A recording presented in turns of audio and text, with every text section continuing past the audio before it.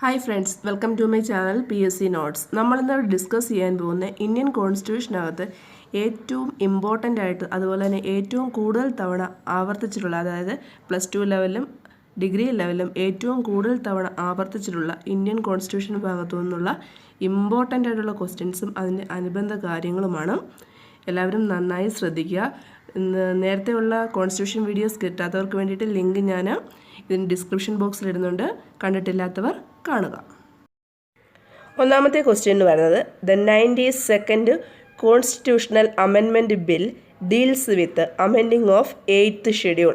അതായത് 92ാമത്തെ constitutional amendment bill എന്തിനെ കുറിക്കുന്നു എന്ന് ചോദിച്ചാൽ 92ാമത്തെ constitutional amendment bill amending of 8th schedule, 8th ഷെഡ്യൂളിൻ്റെ അമെൻമെൻറ്റിനെ കുറിച്ചാണ് പറയുന്നത്. 8th ഷെഡ്യൂളിൻ്റെ അമെൻമെൻറ്റിനെ കുറിച്ചാണ് 92ാമത്തെ കോൺസ്റ്റിറ്റ്യൂഷണൽ അമെൻമെൻറ്റ് ബിൽ പറയുന്നത്. അടുത്ത ക്വസ്റ്റ്യൻ എന്ന് പറയുന്നത്, when was the universal declaration of human rights adopted? 10th December 1948. അത് നമുക്ക് എല്ലാവർക്കും അറിയുന്നതാണ്. അത് സ്ഥിരമായിട്ടുള്ളൊരു ക്വസ്റ്റ്യനുമാണ്. 1948 ഡിസംബർ 10-നാണ് മനുഷ്യ അവകാശ പ്രഖ്യാപനം ഔദ്യോഗികമായിട്ട് നിലവിൽ വന്നത്. SC/ST people are specified in dash articles of the Indian constitution 341 and 342. Article 341-ലും 342-ലും ആണ് SC/ST ആൾക്കാരെ പറ്റി സ്പെസിഫൈ ചെയ്തിരിക്കുന്നത്. നമുക്ക് ഓരോ കാര്യങ്ങളും ഡീറ്റെയിൽഡായിട്ട് നോക്കാം. ഒന്നാമത്തെ ക്വസ്റ്റ്യൻ ആയിരുന്നു, the 92nd constitutional amendment bill deals with. 92ാമത്തെ കോൺസ്റ്റിറ്റ്യൂഷണൽ അമെൻമെൻറ്റ് ബിൽ എന്തിനെ കുറിക്കുന്നു എന്ന് ചോദിച്ചാൽ, ഞാൻ ഈ ഡീറ്റെയിൽസ് എല്ലാം വിക്കിപീഡിയയിൽ നിന്ന് എടുത്തിട്ടുള്ളതാണ്. അതുകൊണ്ട് നമുക്ക് സംശയമില്ലാതെ തന്നെ പഠിച്ചു പോകാം. ഇപ്പോൾ തന്നെ നിങ്ങളിത് പഠിക്കുക, പിന്നത്തേക്ക് വെച്ചേക്കരുത്. ഇപ്പോൾ ഞാൻ പറയുന്നതിനോടൊപ്പം തന്നെ മനസ്സ് കോൺസെൻട്രേറ്റ് ചെയ്ത് നിർത്തുക, അതോടൊപ്പം തന്നെ പഠിച്ചു പോവുക. 92nd Amendment of the Constitution of India, officially known as the Constitution Act 2003, amended the 8th schedule to the Constitution so as to include Bodo, Dogri, Maithili and Santali languages, thereby raising the total number of languages listed in the schedule to 22. ഇതിനകത്ത് ഓരോ പോയിൻറ്റ്സും important ആണ്. എങ്ങനെ വേണമെങ്കിലും questions ചോദിക്കാം. ഇപ്പം നമുക്ക് തന്നിരിക്കുന്ന ക്വസ്റ്റിനകത്തുള്ള options പല ഷെഡ്യൂളിനെ കുറിച്ചിട്ടായിരുന്നു. ഇപ്പം ക്വസ്റ്റിനകത്തെ ഓപ്ഷൻസ് 8th ഷെഡ്യൂളാണോ, 7th ഷെഡ്യൂളാണോ, 5th ആണോ, 6th ആണോ, അങ്ങനെ ക്വസ്റ്റ്യൻസ് ചോദിച്ചാലും നമ്മൾ ഓർത്ത് വെക്കുക. 92 എന്ന് പറയുന്ന കോൺസ്റ്റിറ്റ്യൂഷണൽ അമെൻമെൻറ്റ് 8ാമത്തെ ഷെഡ്യൂളിനെയാണ് കുറിക്കുന്നത്. 8ാമത്തെ ഷെഡ്യൂളിനെ മറന്നു പോകരുത്, അത് 8ാമത്തെ ഷെഡ്യൂളിനെയാണ് കുറിക്കുന്നത്. അതുപോലെ തന്നെ ഇത് ലാംഗ്വേജസ് കൂട്ടിച്ചേർക്കാൻ വേണ്ടിയിട്ട് 2003-ലാണ് ഉണ്ടായത്. എന്നാണ് 2003-ലാണ് ലാംഗ്വേജസിനെ കൂട്ടിച്ചേർക്കാൻ വേണ്ടിയിട്ട് ഉണ്ടായിട്ടുള്ള ഒരു അമെൻമെൻറ്റാണ്. അത് 8th ഷെഡ്യൂളിലാണ് അമെൻമെൻറ്റ് വരുത്തിയത്. നമുക്ക് 2 പോയിൻറ്റ്സ് കൂടെ ഓർത്ത് വെക്കണം. ഒന്നാമത്, ഏതൊക്കെ ലാംഗ്വേജസ് ആണ് നമ്മൾ ഇതിൻ്റെ കൂടെ ആഡ് ചെയ്തെന്ന് ഓർക്കണം. Bodo, Dogri, Maithili and Santali languages. ഏതൊക്കെയാണ്? ബോഡോ, ഡോഗ്രി, മൈഥിലി ആൻഡ് സന്താളി. ഈ 4 ലാംഗ്വേജസ് 2003 92ാം അമെൻമെൻറ്റ് ബില്ലിൽ എന്തിനോട് ചേർത്തു? 8ാം ഷെഡ്യൂളിനോട് കൂട്ടിച്ചേർത്തു. അന്നേരം 2003-ലാണ് നമ്മുടെ ടോട്ടൽ നമ്പർ ഓഫ് ലാംഗ്വേജസ് 22 എന്നുള്ളതിനകത്തോട്ട് ഉയർത്തപ്പെട്ടത്. അന്നേരം നേരത്തെ 18 ലാംഗ്വേജസ് ആയിരുന്നു ഉണ്ടായിരുന്നത്. ഈ 2003 ഈ ഒരു അമെൻമെൻറ്റ്, എത്രാമത്തെ അമെൻമെൻറ്റ് എന്ന് ചോദിച്ചാൽ 92ാമത്തെ അമെൻമെൻറ്റ് 2003 വന്നപ്പോൾ 22 ലാംഗ്വേജസ് ആയിട്ട് നമുക്ക് മാറി. ഒട്ടും അറിയാത്തവർക്ക് വേണ്ടിയിട്ടാണ് ഞാൻ ഇത്ര ഡീറ്റെയിൽഡായിട്ട് കാര്യങ്ങൾ പറയുന്നത്. അറിയാവുന്നവർ എന്നോട് ക്ഷമിക്കുക. ആദ്യമായിട്ടൊന്നുകൂടെ പറയാം, ശ്രദ്ധിക്കുക.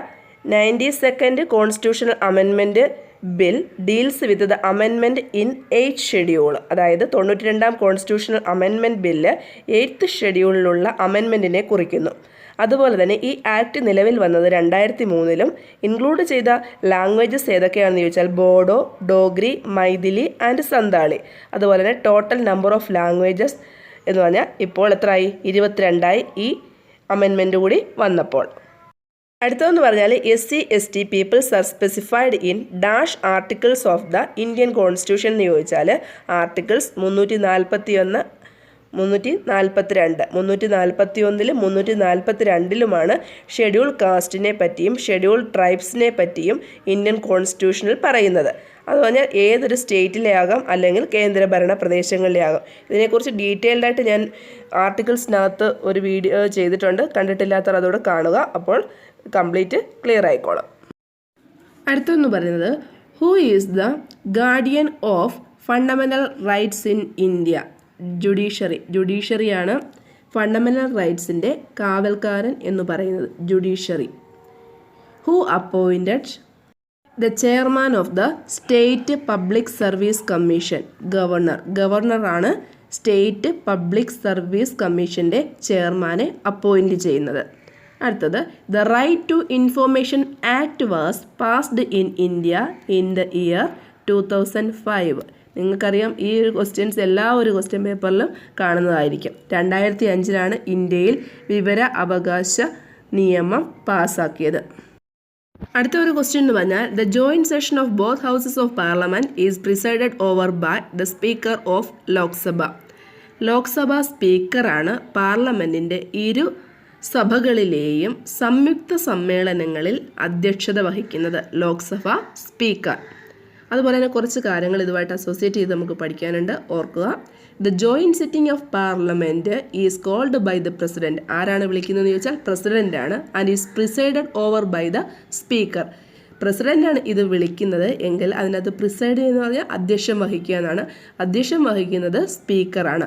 ഓർ ഇൻ ഹിസ് ആബ്സെൻസ്, അദ്ദേഹത്തിൻ്റെ അഭാവത്തിൽ by the deputy speaker. Speaker ഇല്ലെങ്കിൽ deputy speaker of Lok Sabha. Or in his absence, deputy speaker ഇല്ലെങ്കിൽ deputy chairman of the Rajya Sabha. ആരൊക്കെയാണ്? ഓർഡറിൽ തന്നെ പഠിച്ചു പോവുക. ഇത് ജോയിൻറ്റ് സിറ്റിംഗ് വിളിക്കുന്നത് പ്രസിഡൻ്റാണ്. പ്രിസൈഡ് ചെയ്യുന്നത് സ്പീക്കറാണ്. സ്പീക്കർ ഇല്ലെങ്കിൽ deputy speaker of the Lok Sabha. അദ്ദേഹവും ഇല്ലെങ്കിൽ ആരാണ്? Deputy chairman of the Rajya Sabha. Clear ആയി കാണുമെന്ന് വിചാരിക്കുന്നു. വ്യക്തമായിട്ട് തന്നെ പഠിച്ചു വെക്കുക. അടുത്ത ക്വസ്റ്റ്യൻ എന്ന് പറഞ്ഞാൽ the commission appointed to study the questions of reorganisation of states on linguistic basis was under the chairmanship of justice Fazal Ali. അതായത് ലാംഗ്വേജിൻ്റെ അടിസ്ഥാനത്തിൽ സ്റ്റേറ്റ് റീഓർഗനൈസ് ചെയ്യണമെന്നും പറഞ്ഞ് ഒരു കമ്മീഷൻ രൂപവൽക്കരിച്ചു. ആ കമ്മീഷൻ്റെ ചെയർമാൻ ആരായിരുന്നു എന്ന് ചോദിച്ചാൽ ജസ്റ്റിസ് ഫസൽ അലി. ഒരു ക്വസ്റ്റ്യൻ എന്ന് പറഞ്ഞാൽ certain parts of the constitution of India were taken from foreign constitutions. The directive principles of state policies of the constitution of India was taken from Irish constitution. അതായത് ഇത്രയുള്ള കാര്യം, directive principles of state policies എവിടെ നിന്നാണെങ്കിൽ ഏത് രാജ്യത്തു നിന്നാണ് India കടം കൊണ്ടിരിക്കുന്നു എന്ന് ചോദിച്ചാൽ ഐറിഷ് കോൺസ്റ്റിറ്റ്യൂഷൻ അല്ലെങ്കിൽ അയർലൻഡിൽ നിന്നാണ് DPSP നമ്മൾ കടം കൊണ്ടിരിക്കുന്നത്. അതായത് നിർദ്ദേശക തത്വങ്ങൾ ഇന്ത്യ ഐറിഷ് കോൺസ്റ്റിറ്റ്യൂഷനിൽ നിന്നാണ് കടം എടുത്തിരിക്കുന്നത്. അടുത്തത് ഇത് Comptroller and Auditor General of India is appointed by the President of India. CAG is appointed by the President of India. ഇതിനെക്കുറിച്ച് ഞാൻ CAGയെക്കുറിച്ച് വേറൊരു വീഡിയോ ചെയ്തിട്ടുണ്ട്. കണ്ടിട്ടില്ലാത്തവർ അതുകൂടെ കാണുക. The words socialist, secular were added to the preamble of the Indian Constitution by which constitutional amendment? 42nd. അതായത് ഏത് constitutional amendment വഴിയാണ് socialist, secular എന്നീ പദങ്ങൾ ഇന്ത്യൻ കോൺസ്റ്റിറ്റ്യൂഷൻ്റെ ആമുഖത്തോട് കൂട്ടിച്ചേർത്തെന്ന് ചോദിച്ചാൽ 42ാമത്തെ കോൺസ്റ്റിറ്റ്യൂഷണൽ അമെൻമെൻറ്റ് മൂലമാണ്. 42ാമത്തെ കോൺസ്റ്റിറ്റ്യൂഷണൽ അമെൻമെൻറ്റിലാണ് സോഷ്യലിസ്റ്റ്, സെക്യുലർ എന്നീ പദങ്ങൾ പ്രീ ആമ്പിളിനോട് കൂട്ടിച്ചേർത്തത്. അടുത്ത ക്വസ്റ്റ്യൻ എന്ന് പറഞ്ഞാൽ part 4A of the Indian constitution deals with fundamental duties. Fundamental duties Indian constitution എവിടെയാണ് പ്രതിപാദിക്കുന്നതെന്ന് ചോദിച്ചാൽ പാർട്ട് 4Aയിലാണ്. പാർട്ട് 4Aയിലാണ് ഫണ്ടമെൻ്റൽ ഡ്യൂട്ടീസിനെ പറ്റി പറയുന്നത്. The fundamental right, the right to property was repealed by the 44th amendment. അതായത് നമ്മുടെ മൗലിക അവകാശങ്ങളിൽ നിന്ന് സ്വത്തവകാശം ഏത് അമെൻമെൻറ്റ് വഴിയാണ് എടുത്തു കളഞ്ഞത് എന്ന് ചോദിച്ചാൽ 44th അമെൻമെൻറ്റ് 44ാമത്തെ അമെൻമെൻറ്റ് വഴിയാണ് റൈറ്റ് ടു പ്രോപ്പർട്ടി റിപ്പീൽ ചെയ്തത്. റിപ്പീലിൻ്റെ മലയാളം റദ്ദാക്കി എന്നാണ്.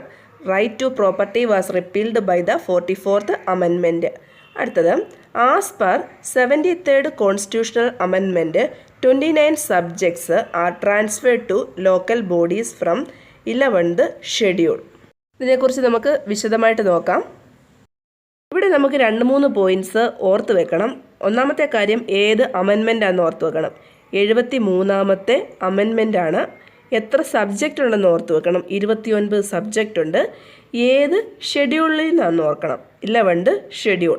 11th ഷെഡ്യൂൾ ഓർക്കണം. 73ാം കോൺസ്റ്റിറ്റ്യൂഷണൽ അമെൻമെൻ്റ് എന്ന് ഓർക്കണം. 29 സബ്ജക്റ്റ് ഉണ്ടെന്നും ഓർക്കണം. ഞാൻ ഈ പറയുന്ന കാര്യങ്ങൾ നിങ്ങൾ കണക്ട് ചെയ്ത് വേണം പഠിക്കാൻ. അത്രയധികം ഇമ്പോർട്ടൻസ് ഉണ്ട്. അതുകൊണ്ടാണ് ഞാനിത് വീണ്ടും വീണ്ടും പറയുന്നത്. ശ്രദ്ധിക്കുക. 73rd അമെൻമെൻറ്റ് ആക്ട് 1992 നിലവിൽ വന്നത്. 74th അമെൻമെൻറ്റ് ആക്റ്റും 1992 നിലവിൽ വന്നത്. 73rd എന്തിനെ പറ്റിയാണ് പറയുന്നതെന്ന് വെച്ചാൽ, granted constitutional status and protection to the panchayat raj institutions. അതായത് പഞ്ചായത്ത് രാജ് ഇൻസ്റ്റിറ്റ്യൂഷൻ്റെ കോൺസ്റ്റിറ്റ്യൂഷണൽ സ്റ്റാറ്റസും അവയെ പ്രൊട്ടക്റ്റ് ചെയ്യുന്ന രീതികളെ പറ്റിയും പറഞ്ഞിരിക്കുന്നതാണ് എവിടെ 73rd കോൺസ്റ്റിറ്റ്യൂഷണൽ അമെൻമെൻറ്റിൽ പറഞ്ഞിരിക്കുന്നത്. അതുപോലെ തന്നെ for this purpose the amendment has added A new part 9. ഇതിന് വേണ്ടിയിട്ട് പുതുതായിട്ട് ഒരു അമെൻമെൻറ്റ് നടത്തി. ഏതാ? പാർട്ട് 9 എന്ന് പറഞ്ഞൊരു അമെൻമെൻറ്റ് നടത്തി. Entitled as the panchayat. അതിന് പേരും കൊടുത്തു പഞ്ചായത്ത് എന്ന്. And A new 11th schedule containing. ആദ്യമേ നമുക്കറിയാം 8 ഷെഡ്യൂളേ ഉള്ളായിരുന്നു. പിന്നെ 4 കൂടെ ആഡ് ചെയ്തിപ്പോൾ ആക്ച്വലി 12 ഷെഡ്യൂൾസ് ഉണ്ട്. അതിനകത്ത് 11ാമത്തെ ഷെഡ്യൂൾ എന്ന് പറയുന്നത് പഞ്ചായത്തിനെ കുറിക്കുന്നതാണ്. അതിൽ 29 വിഷയങ്ങളും ഉണ്ട്.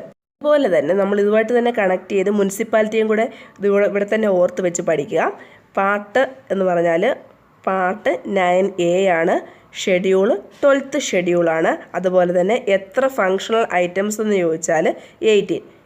പഞ്ചായത്തിലാണെങ്കിൽ അല്ലെങ്കിൽ 11th ഷെഡ്യൂളിൽ 29 സബ്ജക്ട്സും ഇവിടെ 12th ഷെഡ്യൂളിൽ എത്ര ഫങ്ഷണൽ ഐറ്റംസ് അല്ലെങ്കിൽ എത്ര സബ്ജക്റ്റ് എന്ന് ചോദിച്ചാൽ 18 സബ്ജക്ട്സും. ഈ 2 ടേംസും ഓർത്ത് വെക്കുക. എത്ര സബ്ജക്റ്റ് എന്നുള്ളത് നിങ്ങൾ പ്രത്യേകം തന്നെ തരംതിരിച്ച് പഠിക്കുക.